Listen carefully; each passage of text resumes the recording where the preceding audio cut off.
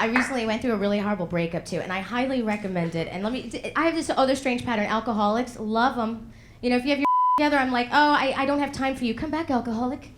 I recently went through a really horrible breakup, and the reason I recommend it is because how do I say this? I look fabulous. That's what I'm trying to say. My ex-boyfriend literally scared 20 pounds off me. Okay, like if you're gonna take a swing at me, I'm wildly attracted to you. And everybody's like, Sharon, you look amazing. What have you done? I'm like, I didn't do anything. I got the crap beat out of me on Selma Avenue. Check it out. You know, let me tell you something. 10 minutes of terror beats diet and exercise any day. All right, you don't like that either. That's too bad. I actually found my father. I grew up without a father, but I went and found him. I was told once I was an adult, well, here's what happened. My stepfather adopted me, which is why I have the last name Houston, and then I was told I was actually a Lopez. And I decided to find my biological father when my stepfather, who had since divorced my mom, went to Puerto Rico and married a 15-year-old girl and brought her back to the United States as my new step-mom, which is awful. Now, I don't know if you know, I was 20 at the time. I don't know if you know what it's like being disciplined by a 15-year-old when you're 20. It's something like, Sharon, go to your room. But first, can you take me to 7-Eleven to get a wine cooler because I want to party tonight, huh? And I didn't even have to drive because she had her learner's permit. It was really awful. And I went to visit them to try to accept it. I thought, okay, this is like very West Side Story, you know, like the American falling in love with the Puerto Rican. Then I remembered no pedophiles in that musical.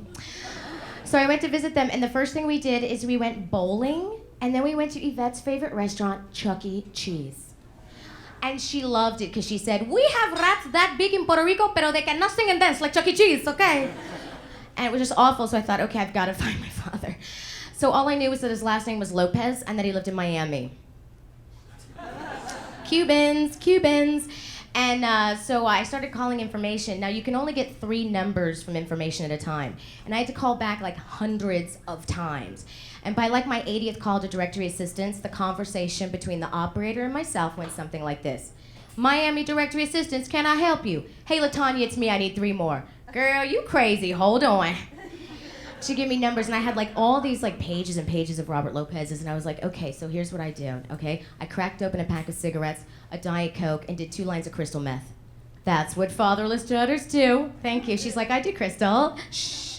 All right, and I started calling all these people, and none of these Cubans wanted anything to do with me. I would go, hi, are you my father? No speak English. Eres tú mi papi? No speak Spanish. Click, click, click. Nothing. But I found him because I left messages on people's answering machines.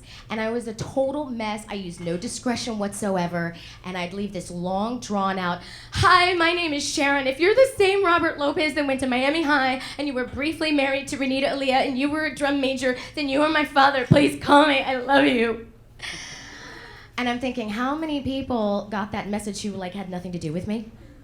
You know, I can imagine how many Cubans came home to an angry wife who was like, Roberto, ven aquí, who are you sleeping with?